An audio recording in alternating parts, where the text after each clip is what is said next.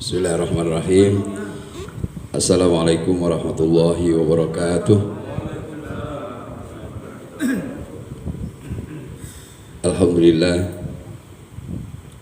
Alhamdulillahirabbil alamin. Wassalatu wassalamu ala asyrafil mursalin wa ala alihi washabbihi ajmain. Asyhadu an la ilaha illallah wahdahu la syarikalah wa asyhadu anna Muhammadan abduhu wa rasuluhu la nabiyya ba'dah. Allahumma salli ala Muhammad wa ala ali Sayyidina Muhammad amma ba'd. Qala Allah ta'ala a'udzu billahi minasyaitonir rajim. Ya ayyuhalladzina amanu kutiba alaikumus shiyam kama kutiba alal ladzina min qablikum la'allakum tattaqun. Ayyama ma'dudat faman kana minkum maridan aw ala safarin fa'iddatun min ayyamin ukhra wa 'alal ladzina yutiqunahu fidyatun ta'amu miskin faman tatawwa'a khairan fahuwa khairul lah wa an tasumu khairul lakum in kuntum ta'lamun. Sadaqallahul azim. Jamaah halaqah yang dirahmati Allah Subhanahu wa taala, pada malam hari ini kita bersyukur kepada Allah Subhanahu wa taala atas segala nikmat, karunia dan rahmatnya buat kita semua, sehingga insyaallah kita masih dapat mengisi hari-hari menjelang kedatangan tamu agung bulan suci Ramadan. Akan kita jalani dengan sebaik-baiknya. Umur kita disampaikan hingga bulan suci Ramadan tahun 1444 Hijriah. Salawat dan salam bagi Nabi kita Muhammad sallallahu alaihi wasallam. Ayat yang saya baca tadi di awal sebagai mukaddimah adalah ayat yang berkaitan dengan perintah puasa. Allah Subhanahu wa taala berfirman di dalam Al-Baqarah 183, ya ayyuhalladzina amanu kutiba alaikumusiyam. Wahai orang yang beriman, telah diwajibkan atas kamu berpuasa kama kutiba alal ladzina min qablikum la'allakum tattaqun. Sebagaimana telah diwajibkan kepada orang-orang sebelum kamu agar kamu bertakwa. Perintah bertakwa, perintah puasa ini adalah perintah yang Allah Subhanahu wa taala telah berikan juga kepada umat-umat sebelum kita. Tentu dengan maksud untuk menjalaninya dengan ringan, karena bukan saja kita, tetapi orang-orang dulu sebelum kita pun sudah melakukan kewajiban puasa. Begitu besar dan begitu banyak fadilah, begitu banyak keutamaan, begitu banyak sekali kelebihan-kelebihan yang Allah Subhanahu wa taala janjikan di bulan suci Ramadan. Dalam sebuah hadis yang diriwayatkan oleh Imam Ahmad, Abu Daud dan Tirmizi dari sahabat Thalhah bin Ubaidillah, menceritakan tentang kisah sahabat Rasulullah SAW. Ada dua sahabat Rasul yang masuk Islam bersama-sama. Kemudian datanglah panggilan jihad. Lalu keduanya ikut dalam jihad fisabilillah. Kemudian pada saat pertempuran, satu orang tewas, syahid di jalan Allah Subhanahu wa taala. Dan satu orang lagi masih bisa kembali kepada anggota keluarganya dengan sehat, selamat, dan tidak meninggal di medan perang. Umur yang diberikan kepada sahabat yang kedua itu hingga 1 tahun. Setelah 1 tahun berlalu, sahabat yang kedua ini sakit dan kemudian meninggal dunia. Setelah beberapa lama, sahabat Thalhah ini adalah orang yang dijanjikan masuk surga. Satu di antara 10 sahabat yang dijanjikan masuk surga adalah Thalhah bin Ubaidillah. Thalhah ini bermimpi. Dalam mimpinya dia berada di depan pintu surga bersama 2 orang sahabatnya yang sudah meninggal. Satunya meninggal karena jihad, syahid di medan perang, dan satunya meninggal setahun kemudian setelah sakit. Tapi dua-duanya berada di pintu surga. Dalam mimpinya Thalhah ini ya, dalam mimpinya Thalhah, sahabat Rasulullah yang dijamin masuk surga. Tiba-tiba di dalam surga itu terdengar panggilan agar yang meninggal terakhir, yang meninggal karena sakit itu lebih dulu untuk masuk surga. Yang sakit lebih dulu dipanggil masuk surga. Baru kemudian setelah itu yang meninggal karena syahid. Lalu kemudian ada suara yang menyeru, kembalilah kamu Tolha, kamu belum waktunya masuk surga. Terbangunlah si Tolha itu dari mimpinya.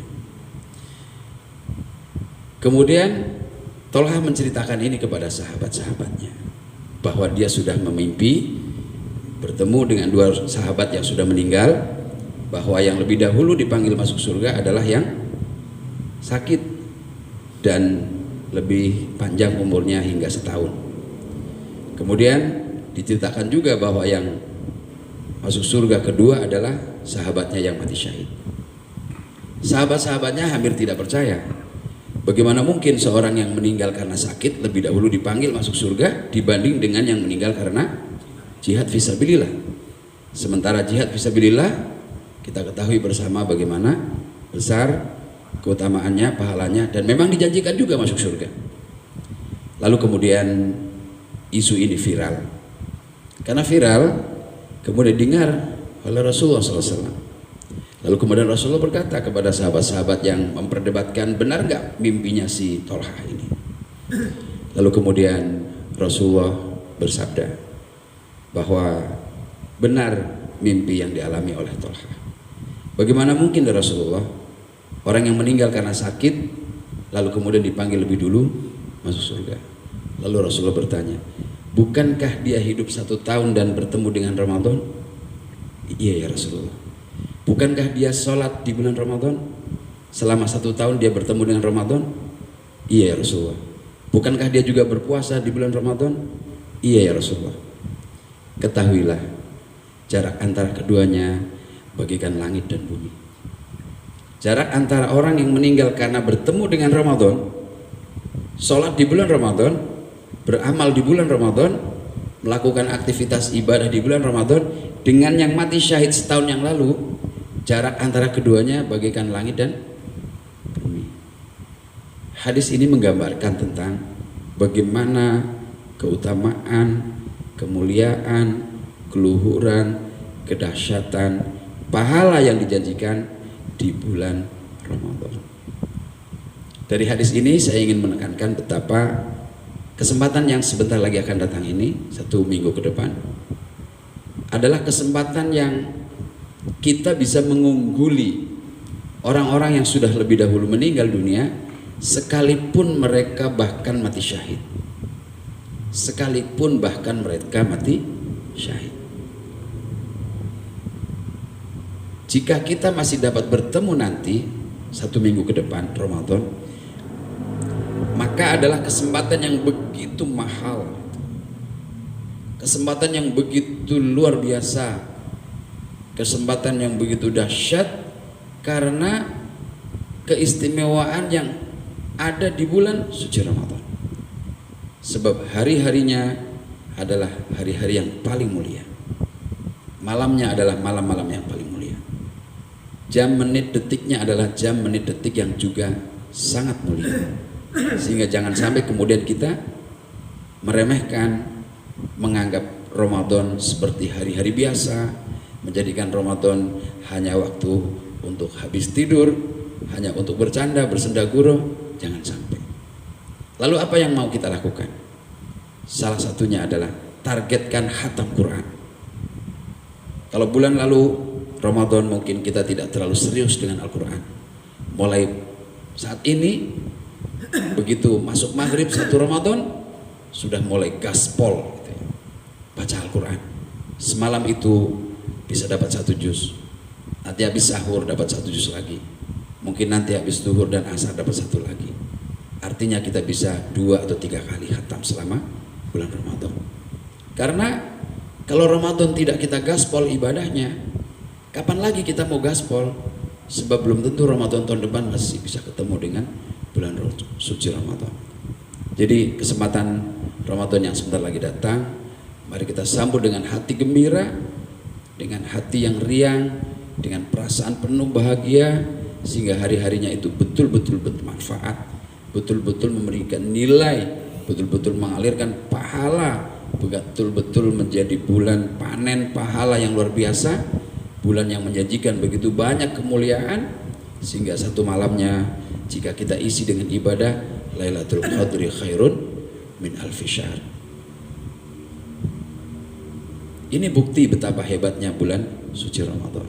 Sehingga jangan sampai kita anggap seperti biasa-biasa saja, atau bahkan hatinya tidak gembira, mengeluh, ntar lagi puasa, nanti bakal lapar lagi, tersiksa, menderita, barang-barang naik, sembako naik, baju semua. Kalau itu yang kita pikirkan, tidak kemudian meningkatkan amaliyahnya, justru kita tidak bisa mendapatkan apa-apa. Ketika Rasulullah SAW menjelang Ramadan itu naik mimbar, ketika beliau SAW tiba-tiba mengucapkan amin gitu ya. Kemudian mimbar naik lagi ke tangga yang kedua mengucapkan amin, tangga ketiga beliau mengucapkan amin. Para sahabat bertanya, kenapa engkau mengaminkan setiap naik tangga ya Rasul? Lalu kemudian Rasul bersabda, baru saja aku mendengar malaikat itu berkata, barang siapa yang menemui Ramadan dan dia tidak memaafkan satu sama lain, maka jangan diterima puasanya. Amin, kata Rasulullah. Jika ada suami istri yang masih tidak mau bertegur sapa atau bermusuhan, maka jangan diterima puasanya. Amin. Kemudian barang siapa yang mendengar nama Rasulullah disebut tidak mengucapkan salam salawat kepadanya, jangan terima puasanya.